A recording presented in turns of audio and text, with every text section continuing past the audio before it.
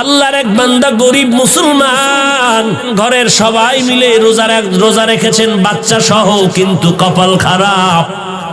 সন্ধ্যা হওয়ার আগে টেনশনে পড়ে গেল, ইফতারি করার কোনো টাকা নেই, কি করব? আল্লাহর বান্দা পেরেশান হয়ে গেলেন, কোন মুসলমান ভাইয়ের কাছে গেলে একটু টাকা আমি পাইব, আমার একটু ধার দিবে, আমি আদায় করে দিব।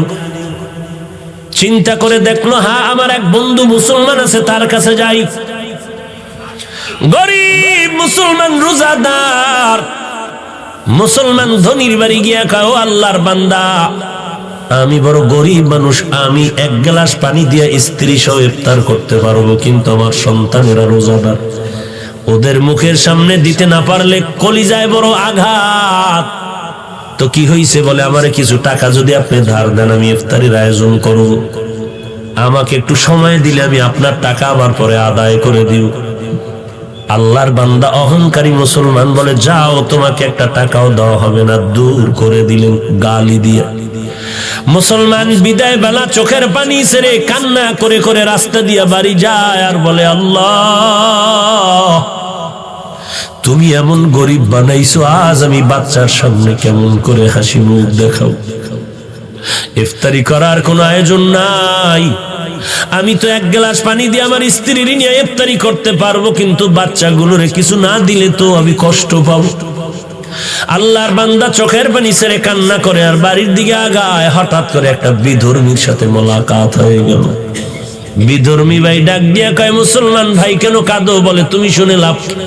বলে, হ্যাঁ বলো। বলে, এই হালাত আমার মুসলমান ভাই টাকা দেয় নাই। দেয় নাই তো ভালো, কিন্তু গালাগালি করে ধমক দিয়া কত বাজে কথা বলে তারাই দিয়েছে। বিধর্মী আল্লাহর বান্দা বলে, যদি মনে কোনো কষ্ট না নাও, আমি তোমার ইফতারির টাকা দিব, পারলে তুমি আমাকে দিয়া দিও, না পারলে কোনো দাবি নেই, যাও তুমি টাকা নিয়ে যাও। লোকটা চিন্তায় পড়ে গেল, আমি কি করব? কিন্তু নিরুপায় হইয়া যখন বিধর্মীর রিকোয়েস্টে টাকা নিয়ে ইফতারির আয়োজন করলো, সন্ধ্যাবেলা ইফতারির সময় বাচ্চাদের নিয়ে মোনাজাত করলো, হে আল্লাহ আমি কি দোয়া করবো এই বিধর্মীর জন্য? মুসলমান তো টাকা দিল না, বিধর্মীর জন্য আমি কি দোয়া করব? তবে এতটুকু করি, হে আল্লাহ তুমি দয়ার নজরে, আমি তো বেঈমানি করতে পারি না, যে উপকার করলো তার তো শুকর আদায় করতে হবে। আমি এতটুকু দোয়া করি, তুমি তার সিনার মধ্যে হেদায়েতের নূর দান করে দিও। আল্লাহর বান্দা ইফতারির সময় দোয়া কবুলে এই দোয়া করিয়া ইফতারির আয়োজন কমপ্লিট করে রাত হয়ে গেল। গভীর রাতে সবাই ঘুমায়। এরে চট্টগ্রামের ধনী মুসলমান, ভালো করে শুনো, আজকে তোমার টাকা কুকুরে খায়, কিন্তু তোমার বাড়ির পাশে কত গরিব একবেলা ভালো খানা খেতে পারে না। তোমার টাকা কত বাজে কাজে যায়, অথচ মাদ্রাসায় কত ছাত্র কোরআন পড়ে, এই শীতের মধ্যে একটা কম্বল কেনার টাকা নাই, একটা শীতের পোশাক কেনার টাকা নাই। তুমি যদি বলতা, ও কোরআনওয়ালা ছাত্র ভাই, আমি তোমার কম্বলের টাকা দিয়ে দিলাম, তোমার শীতের পোশাক কিনে দিলাম, ওই বাচ্চাটা রাত 10টার পরে ঘুমাইয়া আবার আজানের আগে উঠিয়া ওযু বানাইয়া ঠান্ডা পানি দিয়ে ওযু করে কোরআন তেলাওয়াত করে নামাজ পড়ে দোয়া করবে, আল্লাহ যেই বান্দা আমার উপকার করলো তুমিও তার একটু উপকার করিও। এই বান্দার দোয়া তো কখনো খালি ফেরত যাবে না, কারণ তোমার আমার জবানে গালি আছে, কোরআনওয়ালার জবানের মধ্যে গালি নাই। ওই তালিবুল ইলমের জন্য সমস্ত দুনিয়ার মাখলুকাতেরা দোয়া করে, ওই বান্দা শুকর আদায় করে দোয়া করলো। রাতের বেলা সবাই ঘুমায় গেল, বেদিনটাও ঘুমাইলো, মুসলমানও ঘুমায় গেল। হঠাৎ করে যেই মুসলমান অহংকারী গরিবের লাথি মেরে তাড়ায় দিল, টাকা দিল না, বাজে কথা বলল, ওই মুসলমান অহংকারী ঘুমের মধ্যে স্বপ্ন দেখতেছে কিয়ামত কায়েম হয়েছে। কিয়ামতের ময়দানে মানুষগুলো গলা কাটা মুরগির মতো চিল্লায়, উপরে সূর্যের গরম, সূর্যের গরমে জমিনটা হয়ে গেল তামা, ওদিকে জাহান্নামের আওয়াজ, মানুষগুলো ছুটাছুটি করে পালায়ন করবে, কোথায় যাবে? অসহ্যকর অবস্থা, গরম সহ্য করা যায় না, মাথার মগজগুলো টাস টাস করে ফাটতে শুরু হলো, চোখের পানি, কান্নার আওয়াজ, ওদিকে আমার আল্লাহ পাকের কাহারিয়তের আওয়াজ চলতেছে, লিমানিল মুলকুল ইয়াউম, লিল্লাহিল ওয়াহিদিল কাহ্হার। হাসরের ময়দানটা যেন থরথর করে কাঁপতেছে। ওই মুসলমান বলে, আমি স্বপ্ন দেখিয়া দৌড়াইতেছি, কই একটু আমি আশ্রয় পাই, সূর্যের গরম সহ্য করতে পারি না। হঠাৎ করে তাকায় দেখলাম হাসরের মাঠের এক কিনারে একটা সুন্দর স্বর্ণের বিল্ডিং দেখা যায়। আমি দৌড়াইয়া চলে গেলাম বিল্ডিং এর মধ্যে একটু আশ্রয় নেওয়ার জন্য। গিয়ে দেখলাম তালা লাগানো, দারোয়ান ফেরেশতা বসে আছে। বললাম, ওরে দারোয়ান, একটু দরজাটা খুলিয়া দে, এই হাসরের কষ্ট সহ্য করতে পারি না। দারোয়ান ডাক দিয়া কয়, এটা তোমার জন্য বানানো হয়নি। বলে, এই তালার চাবি কে পাইবে? বলে, দুনিয়াতে যারা গরিবের সাহায্য করেছে তাদেরকে আল্লাহই চাবি দিবে। মুসলমান অহংকারীটা ঘুম ভেঙ্গে হতাশ হয়ে গেল। দেখলাম কি হলো কি, দৌড়াইয়া গরিব মুসলমানের বাড়িতে হাজির। মুসলমানের গিয়ে কয়, মাফ করে দে, কত টাকা চাও? বলে, এখন আর হবে না, 1 টাকাও চাই না, টাকা লাগবে না। বলে, গতকাল ইফতারির কেমনে আয়োজন হয়েছে? বলে, শুনে কি লাভ হবে? বলে, বলো।